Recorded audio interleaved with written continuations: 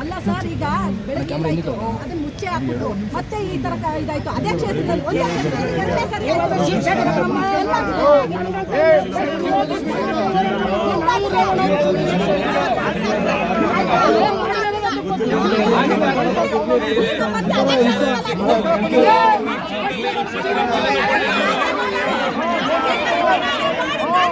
ಪರಿಹಾರ ಕೊಡ್ತೇವೆ.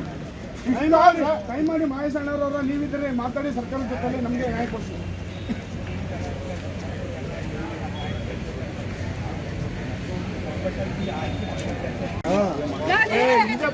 ಬಡ ಕುಟುಂಬಕ್ಕೆ ನ್ಯಾಯ ಇಲ್ಲ ಸ್ವಾಮಿ. ಅನ್ಯಾಯ ಆಗಿದೆ. ಯಾರು ಬಂದಿಲ್ಲ. ನಮ್ಮ ಬಾಡಿಗಳಲ್ಲಿ ಏನ್ ಸಾಕ್ಷ?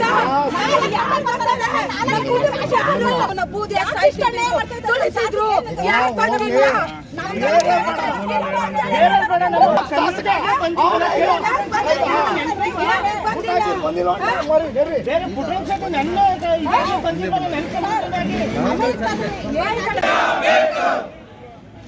ರಾಜಕಾರಣಿಗಳಿಗೆ ಅಸ್ತಿತ್ವ ರಾಜಕಾರಣಿಗಳಿಗೆ ನಿನ್ನೆ ಆಗಿರುವ ಪ್ರಕರಣ ಇನ್ನು ತಿರುಗಿ ನೋಡಿದ ರಾಜಕಾರಣಿಗಳಿಗೆ ಏಕೆ ಬೇಕು, ಏಕೆ ಬೇಕು, ಏಕೆ ಬೇಕು, ಏಕೆ ಬೇಕು, ಆಗಲೇಬೇಕು.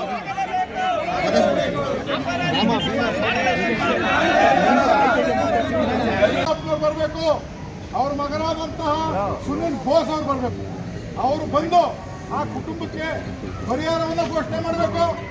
ಏನು ಇವತ್ತು ಕಿಡಿಗೇಡಿ ಆ ಸಾವಿಗೆ ಕಾರಣ ಆಗಿದ್ದಾನೆ, ಆ ಕಿಡಿಗೇಡಿಯ ಆಸ್ತಿಯನ್ನ ಮುಟ್ಟುಗೋಲಾಕಿ ಈಗೇನು ಸಾವಾಗಿದೆ ಆ ಕುಟುಂಬಕ್ಕೆ ಕೊಡಬೇಕು. ಅವನ ಆಸ್ತಿ ಪಾಸ್ತಿನೆಲ್ಲ ಮುಟ್ಟುಗೋಲಾಕ್ಬೇಕು.